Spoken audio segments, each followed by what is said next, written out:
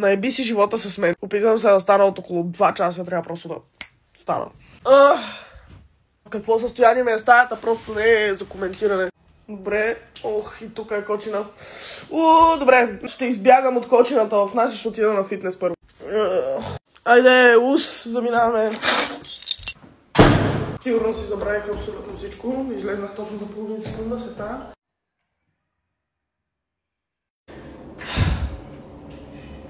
Знам, че ви действам изключително мотивиращо. Толкова много ме боли всичко, защо фитнесът трябва да е толкова далеч от нас. Сега ще вляза в Била да си взема нещо да си изготвя. Взехме нещата. Сега трябва да се прибера до нас. В кочината толкова много не искам да се прибирам. Сега като се прибера трябва веднага да започна да чистя веднага.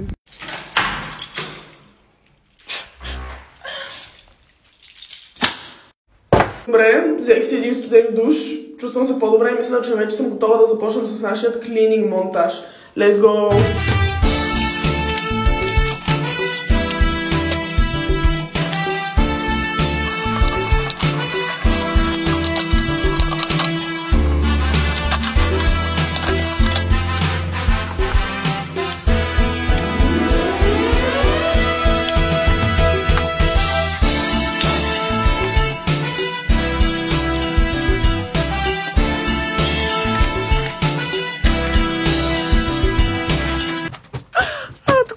Да затворя вратичката на скапаната пералня. Треснах я 6 пъти преди да успея най-накрая да я затворя. Anyways.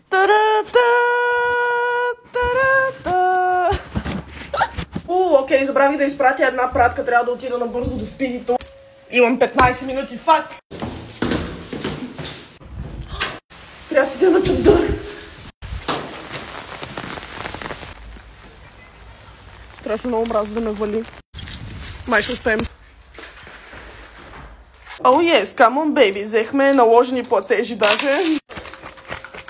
Приключихме всичкото чистене. Изчистих всичко навсякъде. Часът е 7:35. Аз не съм яла нищо. Цял ден, човек, залче не съм слагала в устицата си. Толкова съм отмаляла, човек, почва да ми треперят ръчичките. Нищо.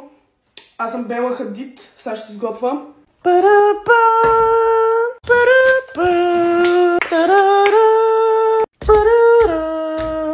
Аре, let's go! Преди сме изяли, че не слагам подправки. За тези от вас, които не знаят, това са аспержи. На тях им се режат ето така дупенцата, понеже са малко горчивички. Забравих да просна прането. Мале, свърших толкова много неща днес, човек. Това направо не е за вярване. Аре!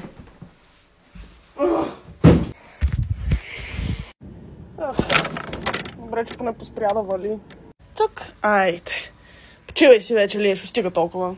Така, часът е 9:02, аз съм готова да закусвам. Айде. Лека нощ.